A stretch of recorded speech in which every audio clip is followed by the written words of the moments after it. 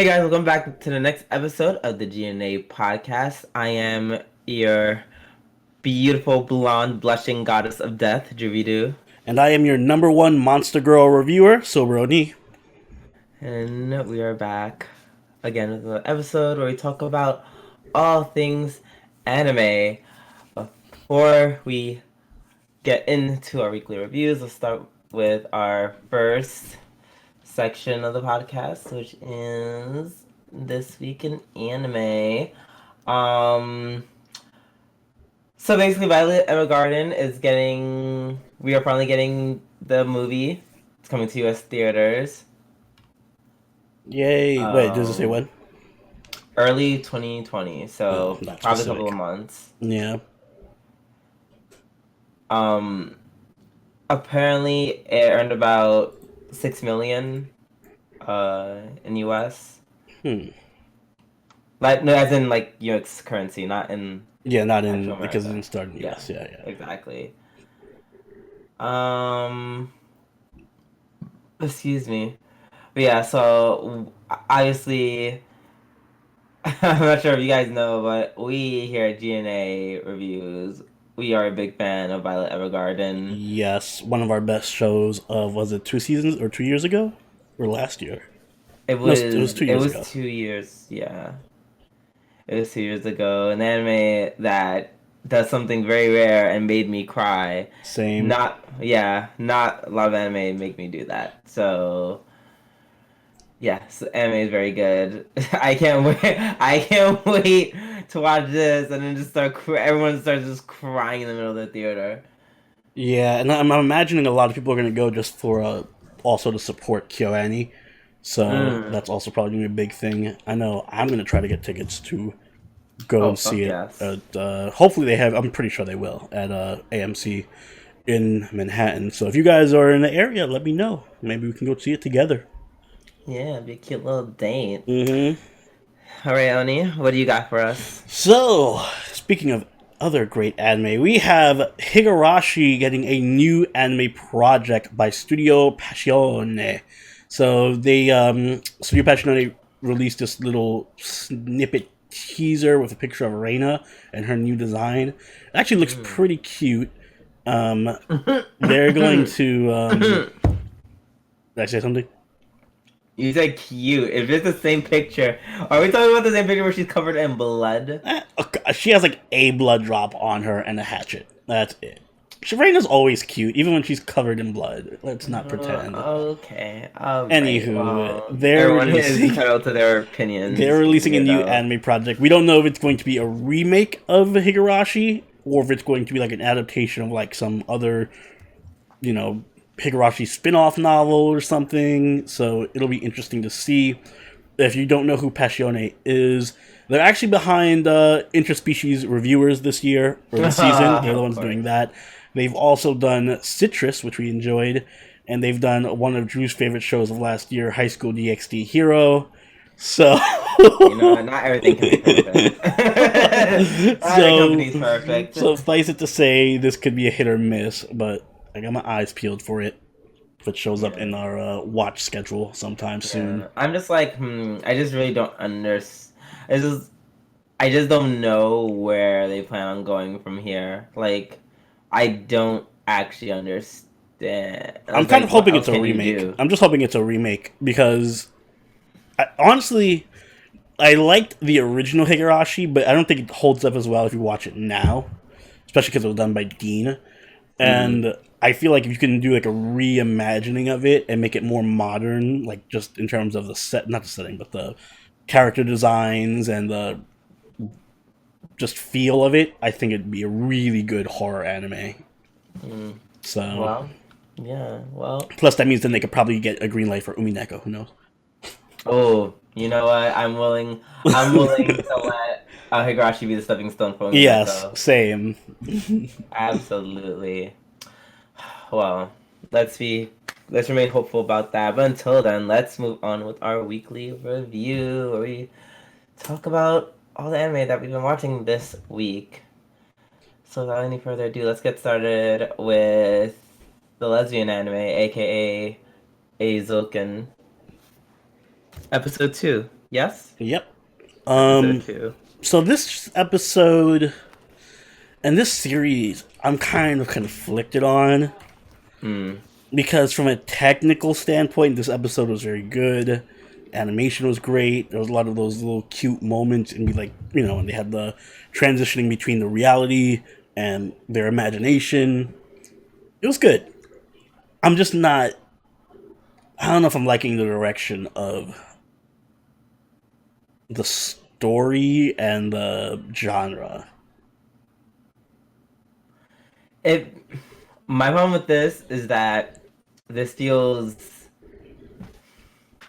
Hold on. Oh, sorry. I had my hoodie on, and then my ears are starting to sweat. I feel like it's not that it's like. It's not that it's childish, but like, I feel like it's just. I want it to be a little More mature. like maybe like a little more mature. Maybe not so slice of lifey, because I'm really about slice of life. Well, that's the thing. Like, I was expecting, because it can do all this kind of stuff with their they're transitioning between their imagination and reality and stuff. Like, if they use that angle for more comedy aspects, it'd be great. But it's not really being used for comedy. It's just being used for, like, let's show off our creativity and write a script. I'm like, why is this show a comedy? It's like it has some, it had some comedic moments. Like, there's some parts that are funny, like when tall girl was yelling at the teacher about all this shit, like, give us the fucking money or we're gonna report you to the PTA. So, like, there are moments like that are funny, but for the most part, it's just like a straightforward show about how you make an anime from a very, I'd say it's very family friendly perspective. It feels Ghibli as fuck. It feels like this is something Studio Ghibli would do.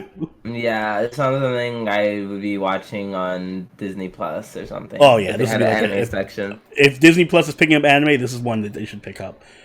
It feels like and not like one of the more mature Ghibli films where you could watch it and be like an adult and watch it and be like, oh yes, I can appreciate this. Like what's that one called? Howl's Moving Castle and stuff. But this one feels more like a Kiki's Delivery Service type of, clearly more aimed towards the younger audience. Yeah. That's weird though, because I like the premise and I like the animation. Exactly. Like, it's just like, fuck. I feel like this one really isn't for me though. But I feel like it's still good. It's a good show. Yeah, it's a good show. And if you want something that's like very much about, if you're curious about animation, how the anime industry works, and like you want to kind of you want something more old fashioned, like this feels like very old school, like something from the 80s. Yeah. Then I think this will be right up your alley. Yes, agreed. Now, shall we move on? Yes, let us move on to Magica Record Maho Shoujo Madoka Magica Gaiden Episode 2. I'm actually gonna make this my episode of the week. Oh, even though you've seen it already. Exactly, and that's why. And that's exactly why. Because I saw the second time. I'm watching this for a second time, and at some point I do actually remember what everything's gonna happen, and I'm just like, I'm still it's still invested. I'm like, I saw this is the second time watching. I still love this episode. Yeah, it was executed perfectly. From start to finish, it was great. For those of you who like, it just who don't know, we watched it at Anime NYC. I had one of those things where they're so good at like making dialogue so tense. What's the word I'm looking for? Like, making dialogue so like active. Like, and you feel like you're like, because like they could just be talking, but it's like, we're cutting to this, moving here. They're experts at it because of Monogatari. Monogatari has trained them. If the whole anime is just you doing that, looking at you, Monogatari, then yeah, obviously that can be kind of boring. But that's not all they do and Madoka, which is why I like Madoka so much because they also like fight. Um, so it's like a good mix of both, and then I don't know, just something about like the magical girls meeting up, and then like they have this fight, and like it's like a fun amount of drama. It doesn't seem, it's not too over the top. It's really just like two middle school girls having a fight like most middle school girls would. But they just both happen to be magical girls, so like them fighting this like the state, like they up the stakes. Yeah, and they have like witches and stuff. So I think the thing that got me hooked on this episode is definitely just seeing the interactions between the three new characters. Because again, like the original Madoka, I wasn't too attached to it at this point in time, and I feel like this is such a better start than the original, and I care a lot more about Reina and what's the other girl that came out? I forgot her name already. Is it Momoko? Kaede. Yeah, Kaede, and I think the other blonde girl is Momoko. Yeah, it was something really cute like that. It was like something cute. But anyway, I care about their actual big, like, even though we've only seen them for this episode felt like longer than what it was because so much shit happened and so much stuff was established, yet it didn't feel rushed. You know what I mean? Like now all of a sudden, like these characters were just introduced this episode, and I already care so much about their interactions with each other and their relationships with each other. Yeah, they did just such. Plus, the music is always great. The music is great. The music is really good. The spookiness is there from the end. The ending scene was very creepy. Yeah, the ending scene was very, very creepy. And then we see like the little chains, and then it's just like it's such a perfect way. And then the viewer's like, oh no, she didn't, and then she did, and it's just like and they reveal it at the end, even though they know that It's like they play with us so well. Yeah, and I don't mean to kick a certain show that I'm sure we're gonna have fun with later, but take for example everything that happened in this episode, and obviously it's not the same genre, the same type of show, it's just for me having fun, but compare everything that happened in this episode to what happened in Nekopara. Well, yeah, wait, why?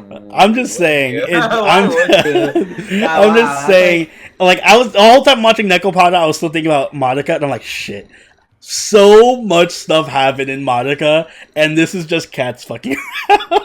Like, there's just such a huge discrepancy in two different. Like, it's so massive. That's like comparing a fucking chicken sandwich from Popeyes to like a chicken from McDonald's. Even though I do love chicken from McDonald's. It's such a huge gap in terms of just everything. It's hilarious. Jesus, literally no one, not a soul. Oh god, but yeah, no, it was just such an excellent. It was like so well done. Like I was just entertained from start to finish. And now I'm hyped for the next episode because this is where we left off at Anime NYC. So I want to see this fight.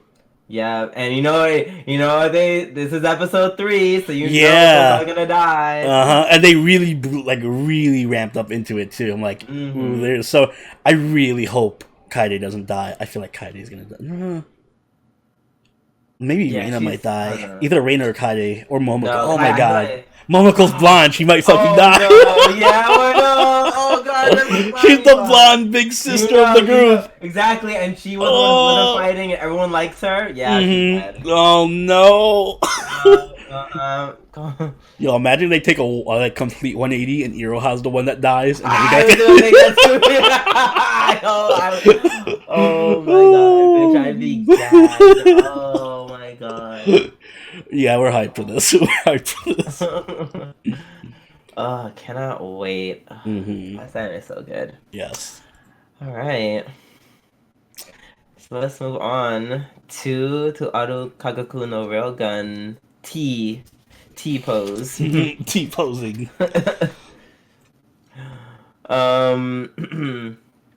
So I have not watched the first 2 seasons. I feel like you have, you just don't remember it. Oh yeah, I just don't remember it. I feel like even if I didn't watch it, I don't think I missed on it. I haven't missed anything. You know the deal. You've seen the index and stuff, and pretty much I've seen index. Yeah, exactly. It's very weird that they made an anime where like half the characters that are dead are like just regular and alive and whatever. Like that's kind of weird for me. I don't know why they would do that. Yeah, it was kind of. I need to know what the timeline is for this episode, for this series, because it is weird seeing Frenda and the Terminator bitch just chilling in the pool when I'm like, oh wait, you literally killed her in the last season of Index, so yeah, quite awfully. Even though you just kind of bashed your head into a table this episode, so still, par for the course. Par for the course. Foreshadowing. But yeah, no, we get introduced to all the other level 5s in the area. I actually kind of like the Railgun series a little bit more than the Index series, only because it doesn't take itself as seriously, and it actually uses the setting of, like, we're just a bunch of really powerful kids in this city, and we're just gonna have shootouts and shit, as opposed to Index being all about, the church and magic and Italy. I instantly like this one more because Misaka did way more than she did in the entire series. Oh my god, she did more in one episode. She did more in one episode than she did in all of Index Season 3 combined. Blows my mind. Oh my god. She didn't even fire her railgun in Index, I don't think, ever. No, she didn't. She didn't do anything. They're saving it all for this season. They're like, no, we can't have Misaka do anything in Index. She's got her own series to think about. I think at one point, what did she do? I think she dived in on a plane. Yeah, to Russia, and then proceeded to do nothing. It's like she's even though this is her own series, it's like she's a high paid actor that they just want to do a cameo in Index. Like, you can cameo, but we don't want you doing anything because that will increase your rate. So just stand there and don't do anything. Yeah. Kuroko is back. Yay, best character in Index. Yeah, I think I like her too. I don't know. I feel like for some reason I didn't like her. Like, I don't know why. That's crazy. Yeah, me neither. Maybe because I thought she was just really obnoxious. She is obnoxious, but in a lovable way. Yeah, she hasn't upset me yet, so for now I like her. Also, as you said, we got introduced in the rest of level 5s. Miss Mind Control. Mm-hmm. That was very creepy. Yeah, she has a strong, creepy ass power. She's like, damn, I love how she tried to control her, but then Misako was just like, ow, my head. Mm-hmm. It just happens to have the thing that counters her, so that's fine. Of course. I wonder what the drawback to that ability is, or if it is just as broken as I can control anyone, and that's the thing I do. I hope she controls Toma. That'd be crazy. Yeah, but probably not, because your hand is connected to the rest of you, so maybe she could control all of him except his right hand. Just fucking goes around, punching him and shit. And that's how he beats her. His right hand just punches her in the face. It breaks her control. Oh god. Yeah, and then they have a new guy. I forget what his name is. Sogita. Mm-hmm. He's just really badass looking high schooler hero character. That's all he does, and he's kind of reckless. Mm-hmm. He almost kills everybody. He can double jump. He's unlocked a secret. He can double jump. We see him here, and we just see him bounce up and again. And I was like, wait, did he just double jump? He lands on the air and jumps again. And jumps again, just flies off. I'm like, what? Also, if you could just fly, why don't you just fly? Yeah, what the fuck? That's the best. I like it because it's so stupid and quirky without taking itself so seriously like Index does. Like, Index takes itself way too seriously sometimes. Yeah. When it should just be a stupid comedy with action. which is what this was, and it had a lot of good setup for our first episode, and I was able to follow it. Oh my god, I was able to finally follow something that happened in Index without losing my mind about what the fuck is going on with all these different groups. Simple. We're having a sports competition. We want all these. We're trying to recruit all these strong people for this sports competition. Most of them said no. The end. If it was Index, each different person in the sports each different event would have its own fucking acronym of group of this is the pole vaulters, these are the track TRACK members of crew are here to stop track. and they thought, well, I was a member of crew. I was actually having a spy for hats. And also known as coat. Please, no more new acronyms, please, for Index. Bro, I will literally never stop memeing them for that. They literally just went off the handle last in 2 hour 3. Yeah, they went crazy with all the fucking acronyms. Please don't do that. I don't want to have to break out my thesaurus glossary about Index terms anymore. Oh god, that was fun. Yeah. Alright, let us move on to something that is my episode of the week. Shock! I didn't see this one coming. Ishuzoku Reviewers, episode 1. Admit it was a fun first episode. I like.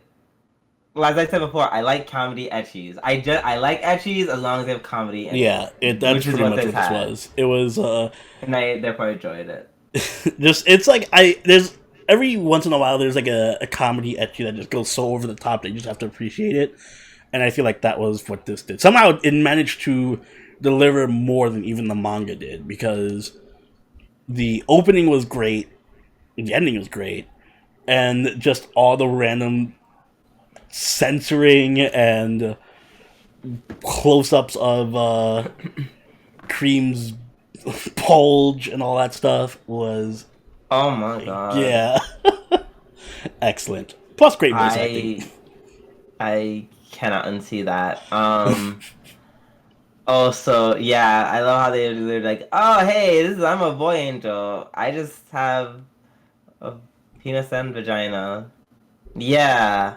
And then he just goes around, and also he's also going around sleeping with all the prostitutes, with the prostitutes as well. What?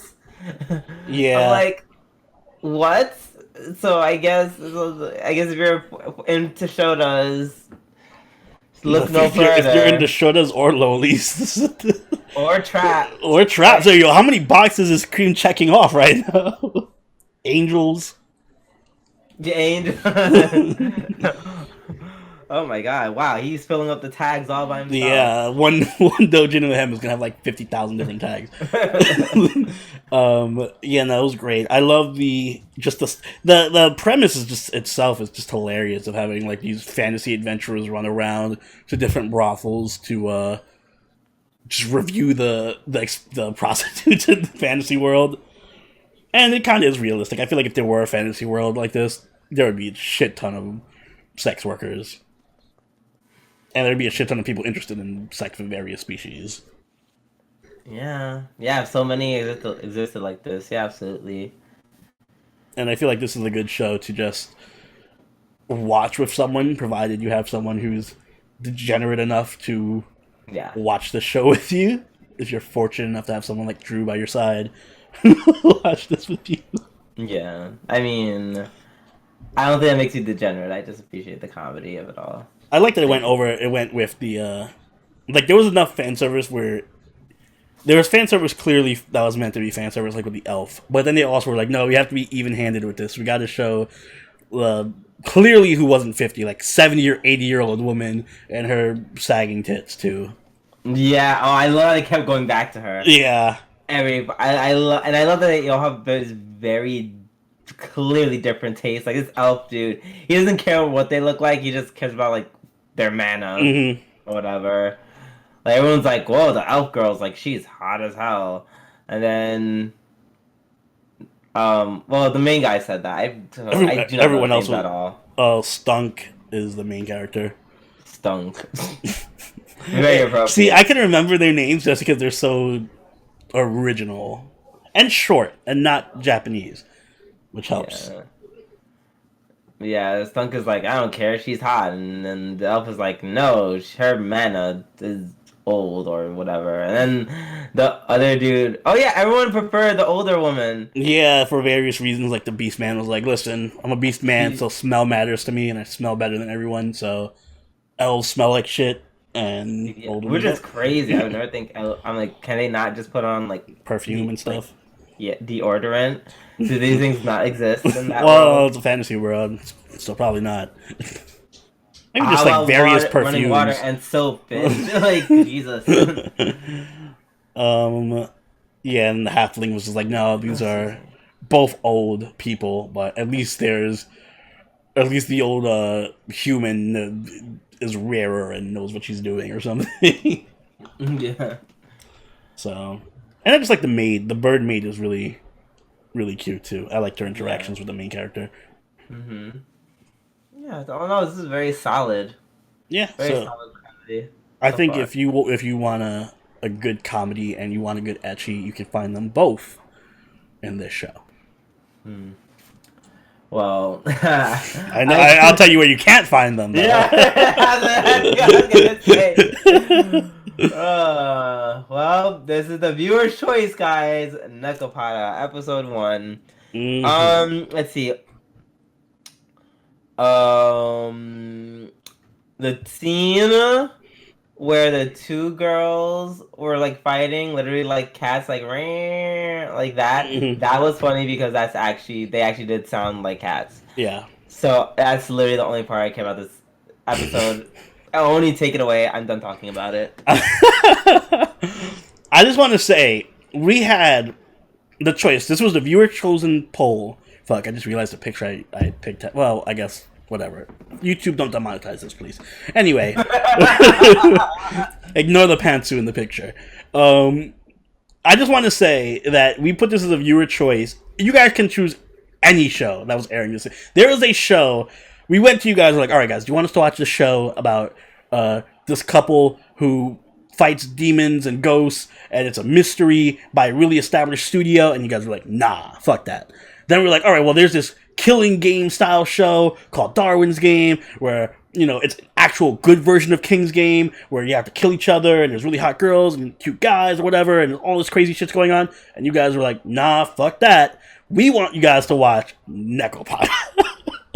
And that is what we did. And even by my standards of I just want to see cute girls doing cute things, it's kind of a boring episode.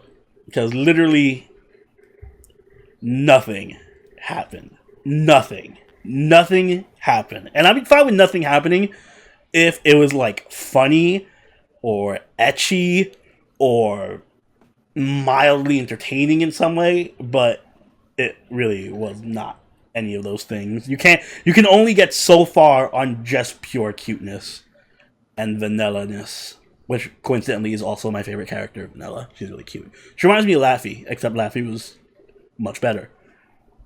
I don't know. The only thing I have to say about this is, like, Drew, did you feel weird that they were so cat-like? Like, I'm used to cat girls not being so cat-like. That's, honestly, it's only saving grace. That they're so over-the-top cat-like? Yes. I'd be like, what? That's what takes my interest level of this anime from being like a 0 to like a solid 0.5. My thing with them being so cat-like is that it's just a weird mental block that I have where I'm just like, I can't really lewd them as much because they feel too animal-like. Like, they're human in appearance, but their fucking brain is that of a cat. So I'm just like, I don't know. It feels wrong to lewd these characters. It feels like I'm lewding a cat because that's how they think and operate. So I don't know. They literally are cats. I know, but like, can you just be cat girls that like maybe have just a couple of cat traits? Like, oh, I like milk, and I'm more subtle about I'm sneaky or something. Not like full blown.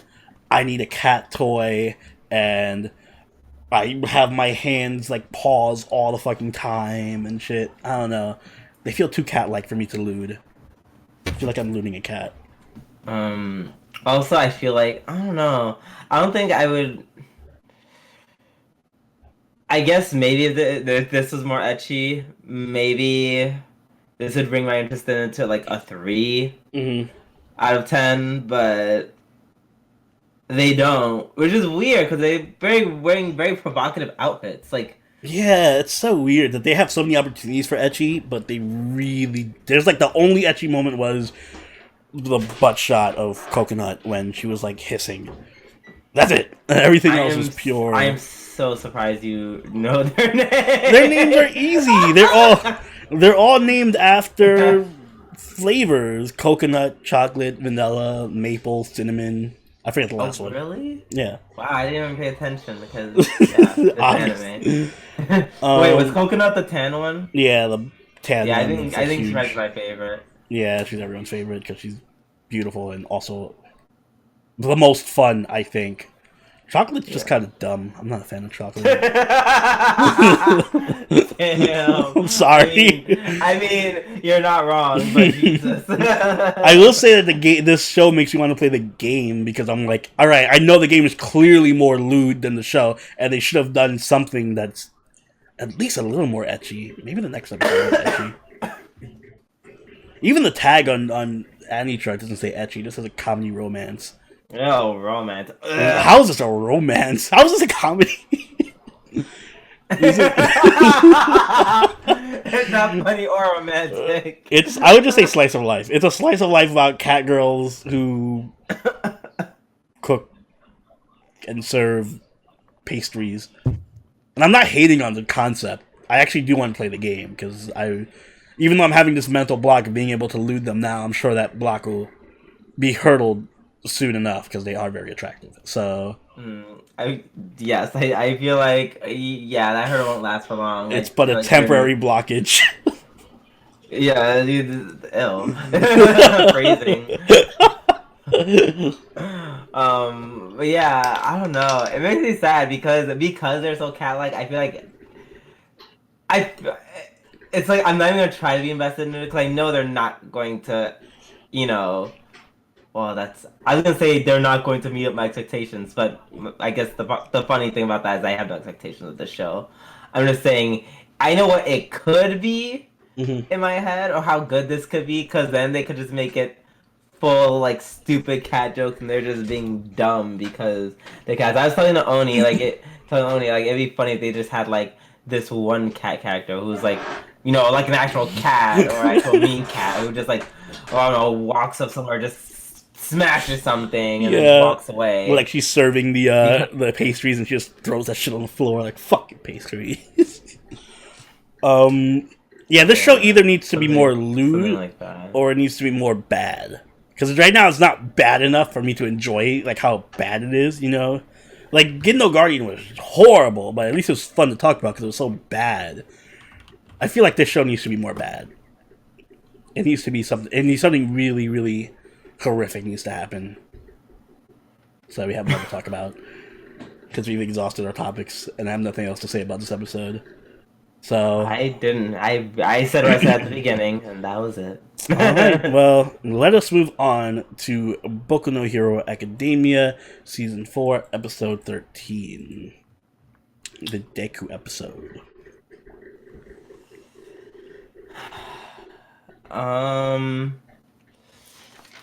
So first of all, I want to know why, like, all these villains are all extremely broken. Like who besides Overhaul?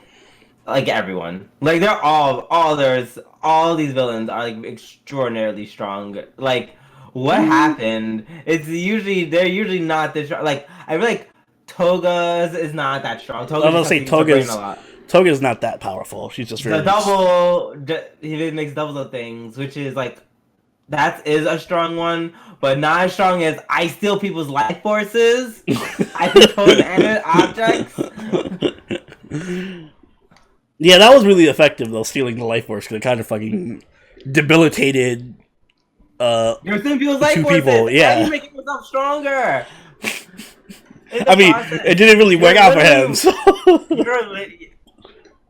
I mean, it didn't because plot armor, but yeah, no, he's literally rogue. I just realized that he's literally rogue. Oh yeah, he is rogue, but he doesn't have to touch people. And he got, oh yeah, he could just be there. Well, he does. Well, he actually does have to touch them. Well, yeah, but he had the drugs. So he had the drugs, so he could just absorb them.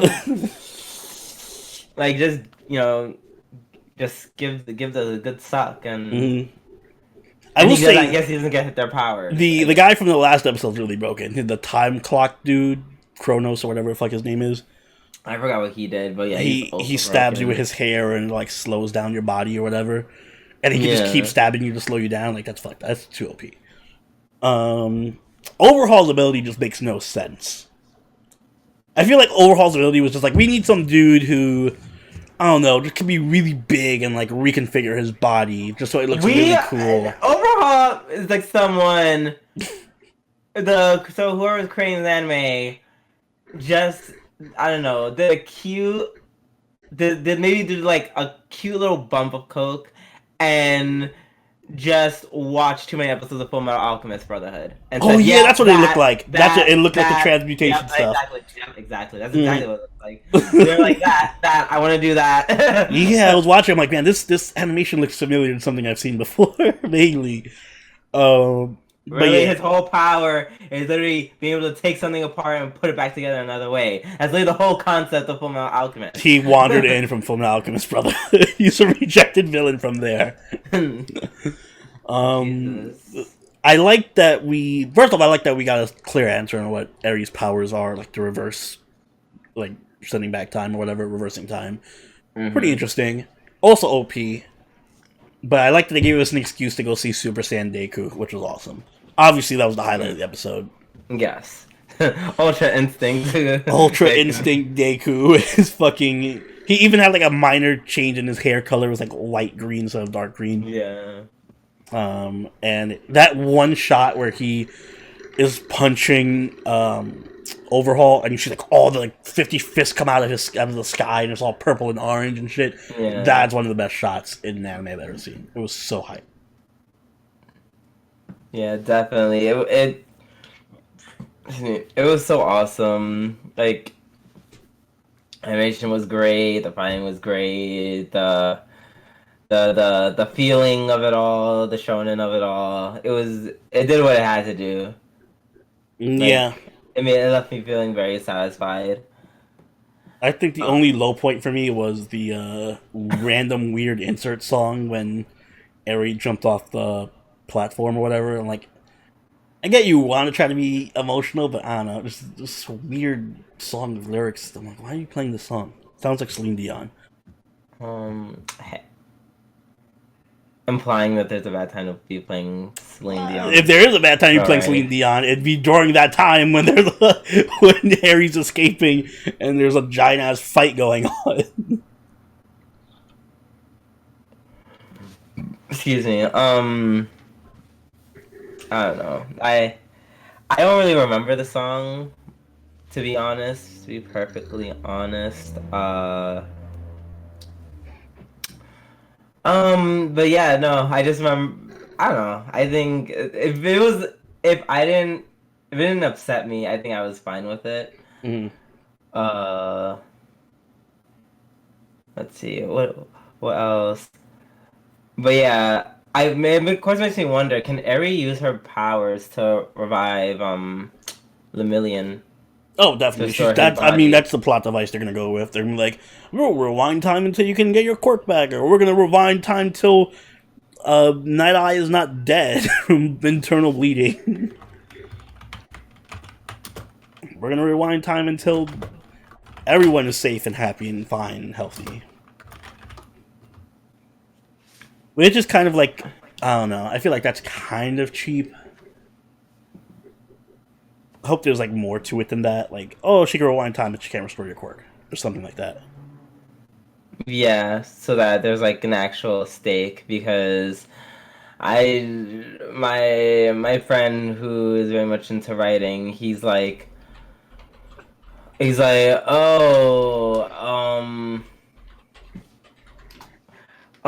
love. He would be like, oh God, no, they just erased the stakes, and why they even put them stakes for? Like, why did you even why do you up the stakes like that for? If he was just gonna be reset and everything was gonna be reset. Yeah, exactly. I don't know. It just feels like a convenient plot device. Yeah.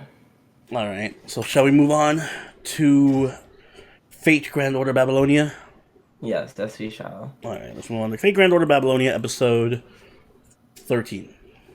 13. The Ereshkigal blushing episode. Jesus, she was just being flustered and blushing, and oh my God. Does anyone have a compilation of all the blushing from Ereshkigal? Fujiwara kun.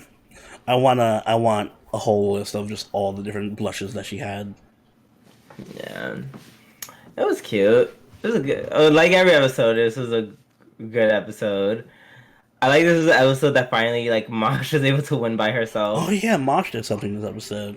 Right? Usually you're just like, I'm picking up my shield, and she gets blown away. Mm-hmm. One-shotted. Her Noble Phantasm was really cool. That was really cool seeing her just, like, whipping out her NP to block Ghost Ereshkigal's spear. The fight scene itself was pretty cool. We got to see Gil do his stuff. Gil was badass. Yeah, skill was badass. I don't know. I feel like he's moving really up. He's really moving up the husbando list for me. Yeah, he's awesome. Even his like laugh at the end was great. Oh, he's a fucking great character. He really is. Like, he's already pretty high up there for me, because obviously through voicing him on during our streams. But yeah, just seeing him, I'm just like, oh, he really is that badass. Like, oh, I like him. I like him a lot. No, I'm blushing. Ishtar had a few good scenes too. Yeah, like, scene where Eric's talking about, like, wham me, and then you see Ishtar. It was like it was really good. That King Hassan appearance, that actually, like, took me by surprise. I forgot that happened in the game, me too. And it happened so suddenly. I was like, I kind of like jumped in my seat a little. I was like, oh shit, Ereshkigal's dead. Plot twist. Yeah, right. Oh, is this a new part? Yeah, like, we're gonna go off the rails now. We're changing the schematics here. So yeah, no, that was really cool. I want to see King Hassan, though. I want to see his actual form and fight and stuff, which I don't think we get to see in... Do we get to see it in Babylon? I forget. Don't they show it at the end? Is it? Does he show up? Are we thinking about Camelot? Because he does show up in Camelot. It might be Camelot. Yeah. That sucks. I want to see him fight. Oh, wow. But yeah, Ereshkigal joins the... She throws in her little thing like, I won't make a contract with you yet because you got to roll for me in the gacha, but I will help you from down here or whatever. Yeah, no, I left off on a really good spot, I think. And it was just, I think that whole going into the Netherworld arc was really well paced and everything was good. I'm impressed by how well paced the series has been so far. Yeah, well, literally no complaints. It's like the anti last Encore. Everything the last Encore did wrong, the show's doing right. Damn. So yeah, good pacing, solid episode as always. Really looking forward to seeing the Gorgon and Tiamat fights and whatnot. So those are going to be hype. I'm glad that they're investing their budget into the action as it should be. So yeah, anything you'd like to add? No, I'm good. Alright then, in that case, if you guys enjoyed the podcast, make sure you hit that like button and subscribe so you can catch it weekly as it goes up. Also, if you haven't already, do follow us on Twitter. follow us on Twitch, and join the party on our Discord, all linked in the description down below. If you want, you can even donate to us on Patreon, which is also linked in the description down below. We have a live watch that we do every Sunday where we watch Babylonia with our patrons, so if that's something that interests you, do consider donating. And Drew, do you have anything you'd like to add? Drink water. You look thirsty, bitch. Wise words from a wise man. This has been Soberoni, and Do we do? we'll catch you guys later. Later! Bye.